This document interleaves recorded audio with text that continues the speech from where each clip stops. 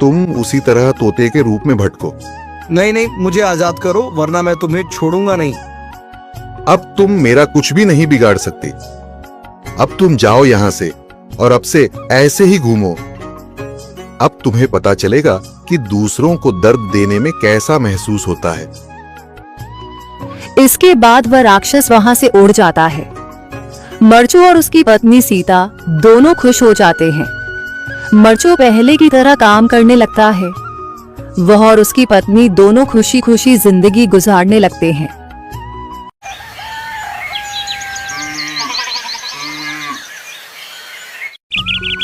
मरचू जंगल से लकड़ियां काटकर बाजार में बेचने गया, लेकिन उसे लकड़ियों के अच्छे दाम नहीं मिले।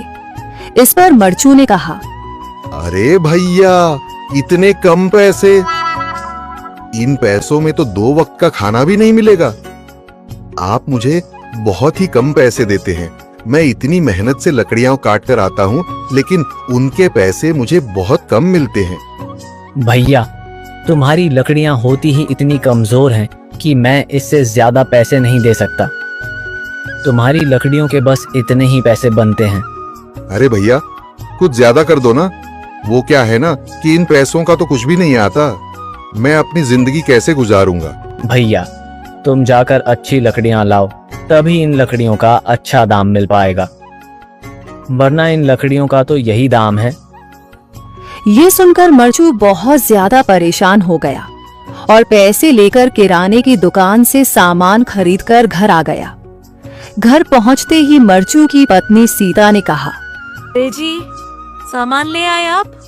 हाँ जी, सामान ले आया हूँ। सीता के चेहरे पर खुशी छा जाती है, लेकिन जब उसने सामान देखा, जी, इसमें तो बहुत थोड़ा सामान है। हाँ सीता, मुझे पता है कि यह सामान बहुत थोड़ा है, लेकिन मैं क्या करूं? मेरे पास जितने पैसे थे, मैं उतने का ही सामान लेकर आ गया हूँ। इस तरह हमारा गुजारा कैसे हो पाएगा जी? आपको तो पता ही है कि हम कितनी मुश्किलों से गुजारा करते हैं। हाँ हाँ, मुझे पता है, लेकिन मैं कर भी क्या सकता हूँ? मेरे पास इतने पैसे ही नहीं कि हम एक अच्छी जिंदगी गुजार सकें। इतनी मेहनत कर रहा हूँ, लेकिन फिर भी मेहनत का फल नहीं मिल रहा। इतनी मेहनत से अच्छी लकड़ी काट कर आता हूँ, लेकिन मुनासिब दाम नहीं मिलता। मैं तो बहुत परेशान हूँ। क्या करूँ? कहाँ जाऊँ? अरे जी, आप परेशान न हो, आप कोई और काम देख लें। मैंने कई बार काम तलाशने की कोशिश की, पर किसी ने भी मुझे काम नहीं दिया। ये सुनकर सीता भी काफी ज्यादा परेशान हो गई। मरचू से सीता की परेशानी नहीं देखी गई। उसने अपनी पत्नी सीता से कहा, मैं फिर से जंगल की ओर जा रहा हूँ। अरे जी, अभी मत जाइए ना, वैसे भी शाम हो रही है।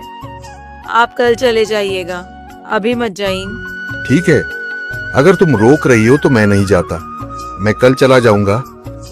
इसके बाद मरचू गांव में घूमने के लिए चला गया। तभी उसे एक आदमी मिला और उसने कहा, कहाँ जा रहे हो भैया? और सुनाओ, क्या हाल चाल है? जिंदगी कैसे गुजर रही है? अरे भैया, तुम्हें तो पता है कि लकड़ियां काटकर कैसे गुजारा होता है। हाँ भैया, तुम सही कह रहे हो। और आसपास के जंगलों में अच्छी लकड़ियां भी नहीं है।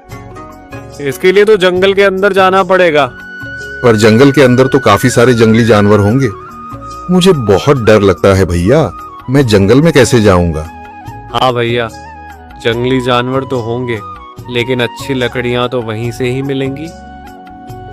ये सुनकर मरचू बहुत ज्यादा परेशान हो गया, लेकिन वह आदमी बिल्कुल ठीक कह रहा था। जंगल के किनारे की सारी लकड़ियां कट चुकी थीं। अब सिर्फ जंगल के अंदर ही अच्छी लकड़ियां बची थीं। अगली सुबह मरचू